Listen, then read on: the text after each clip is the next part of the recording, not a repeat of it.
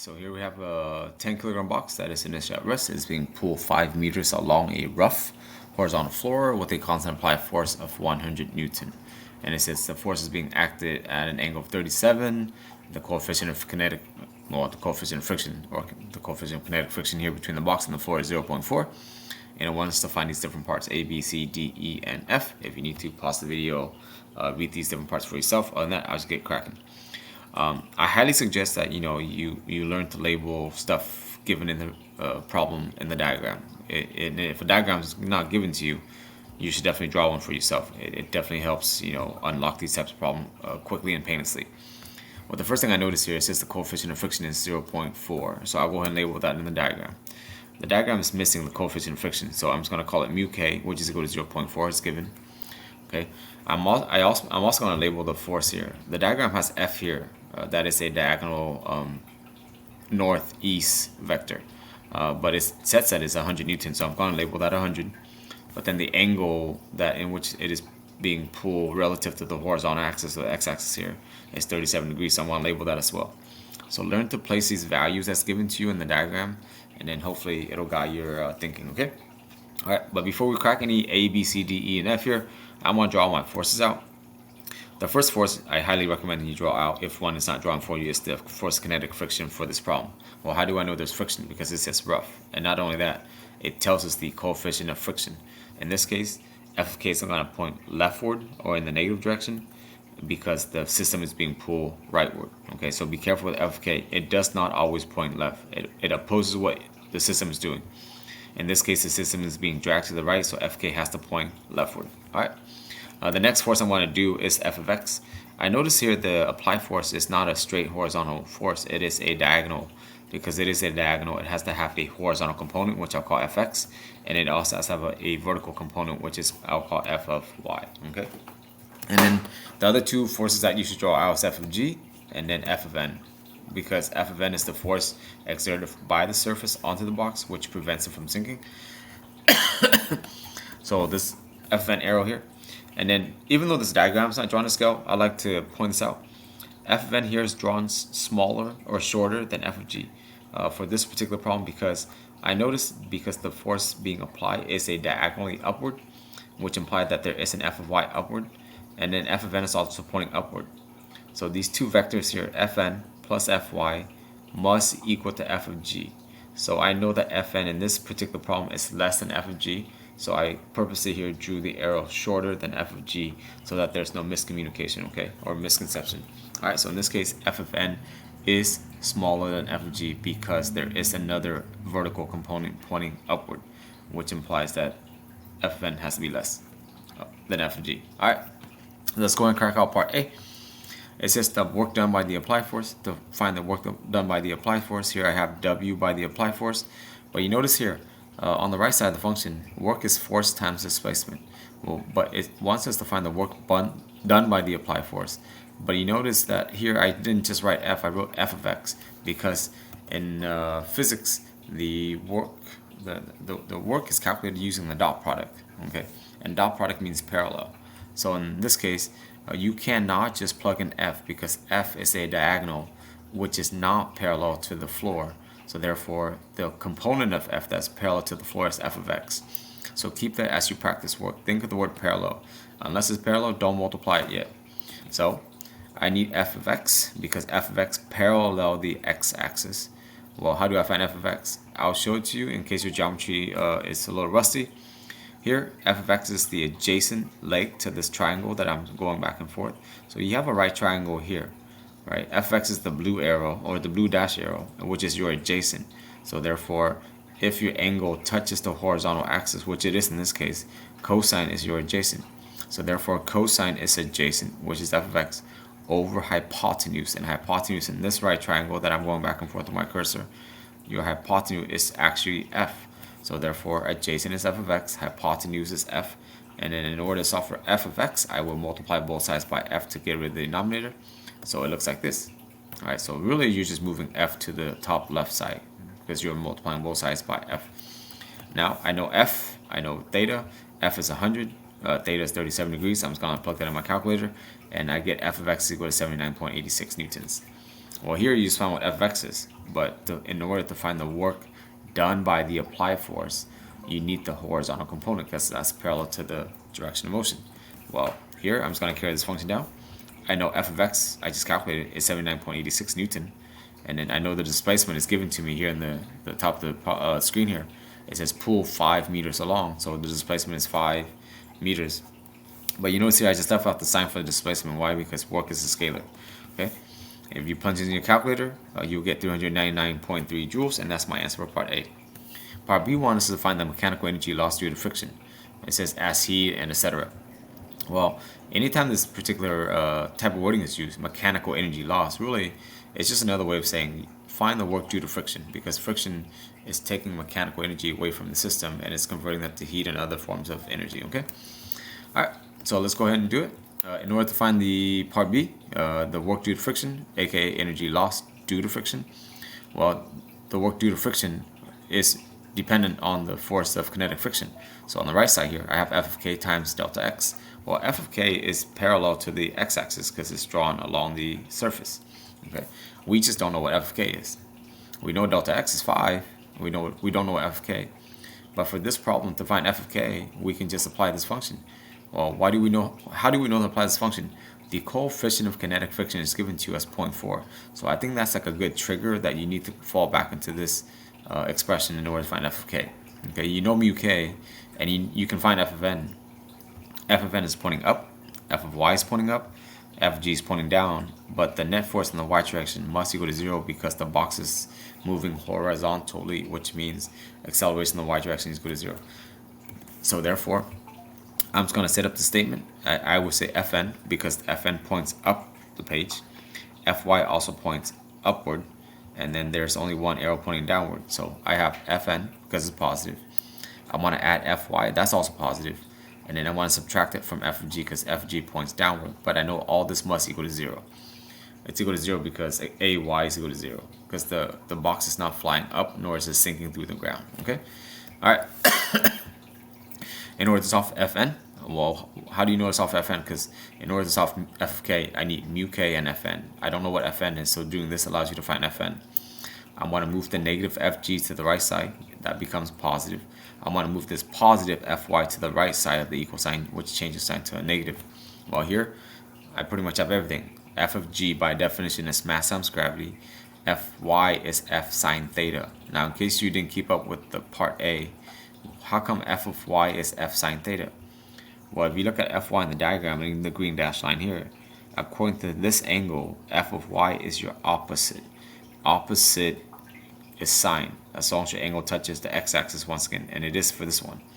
So the dashed line is your opposite leg, and opposite implies sine, because sine of theta is opposite over hypotenuse. Okay, so therefore I can replace F of y with F sine theta. Well, I know what m is, I know what g is. M is 10, g is 9.8, so I'm going to multiply that. I do want to remind you that by doing what I do, I already introduced the negative sign for f of g. So when you get to here, only plug in positive 9.8 for g, okay? Plug in positive 9.8 because I've already introduced a negative sign at the very, very beginning of this step. All right, and then when you plug in 100 times sine of 37 on your calculator, you'll get 60.2. So if we take 98 minus 60.2, we'll get a normal force of 37.8. Well, now that we know the normal force, we can just plug it back into this F of k. Well, F of k, again, by definition is mu k times Fn. Mu k is given us as 0.4. I just found what F of n is, which is 37.8 newtons. And if we do that, we'll get 15.12 newtons. However, this is just a magnitude, okay? Using common sense, F of k in this particular problem is pointing leftward, which is negative because it's a vector. So I want to go ahead and carry on the first function that I started with for part B, which is the work due to the force of kinetic friction, which is the same as the energy loss, is F of k times delta x. Well, F of k is a vector, which means it's going to be negative. It'd be negative 15.12. Again, it's negative because it's pointing leftward, times 5. And the 5 is positive because the box is being pulled to the right. I'm not going to put the plus sign here because it's just positive 5, right? It doesn't change the outcome of the calculator work. So therefore, you punch in the calculator, you get a negative 75.6 joules. And that is how much energy is taken away from the system, okay? All right. So that is the answer for part B, and it needs to be negative because the f of k is acting against the motion. Okay, all right. Let's do part C. Part C asks us to find the normal force, to find the work done by the normal force. So I'd like to direct your attention here. In this diagram that I drew on the first slide, f of n is pointing up in the y direction, but the box is moving in the horizontal direction. So I can find Fn we found earlier as 37.8 newtons. So if you need to rewind the video, but well, f of n is in the y direction, so therefore I need the displacement in the y direction. But what's delta y? Delta y is 0 because the box is not moving up nor down. So delta y here, I substitute with 0. Why? Because it's moving in the x direction, not the y direction. So therefore, 37.8 times 0 is just 0. Okay? That's the answer for part C. Now, I'd like to point out this statement here. Perpendicular. What does that mean? If you look at the diagram, f of n is along the positive y-axis. The box is being pulled along the x-axis. So therefore, that motion there is perpendicular because you have f of n pointing upward. However, the box is moving rightward. So while there is a force due to the floor onto the box, it's not doing any work because there's no vertical displacement. So keep that in mind. If your force and the displacement is perpendicular, there is no work done. Okay. All right. The next part is D. D asks us to find the work done by the gravitational force. Well, the work done by the gravitational force is work due to f of g. Well, if it's f of g on the right side, it has to be f of g times delta y. Once again, this is delta y, not delta x, because f of g is in the y direction. Therefore, the displacement that you need is in the y direction. However, even though you know that f of g is negative 98 because the mass is 10, right?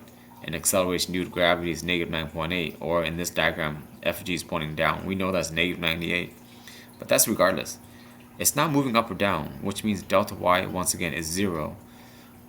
And if delta y is 0, 0 times 98 or positive 98, it doesn't really matter here. It's still going to give you 0. Why? Because f of g is pointing down in the y direction, but the box is moving along the x direction. And that motion generates a perpendicular, statement. So therefore, if your displacement of motion and the force that you're assessing is perpendicular to the displacement, there is no work done. Okay? This is an important concept, so keep that in mind. I'm just doing the work for you to see that it's 0, but hopefully if you keep track, you just know that the answer is 0 just by what's going on. Okay? Let's do part E. Part E asks us to find the net work done on the box. Well, to find net work, you need net force. Why? Because, again, subscripts and coefficients have to be consistent here. If it has to find the net work, which is total work, you have to use the net force times displacement. Well, we know net force here is along the x direction because the box is moving along the x direction. So if you look at this diagram, there are two forces in the x direction. There's Fx, which is blue, and that's pointing to the right. There's Fk, which is acting against the motion, which is pointing leftward. So I'm going to take Fx, I'm going to subtract it from f of k, because again, f of k is acting against it, which means it's negative. And I want to multiply by delta x. I highly encourage you to use parentheses when you substitute. So therefore, net force here is Fx minus Fk. Use parentheses, otherwise you won't distribute. Okay. Here I know what f of x is. F of x is 79.86, and know f of k is 15.12. We calculated that earlier. And I know the displacement here is 5. So if you take the difference here, so if you take 79.86 minus 15.12, okay, and then you times that by 5, you'll get 323.7 joules. And that's our answer for part E. However, there's different ways to do this, right? If you need to rewind the video, because I already found these information in like the first slide.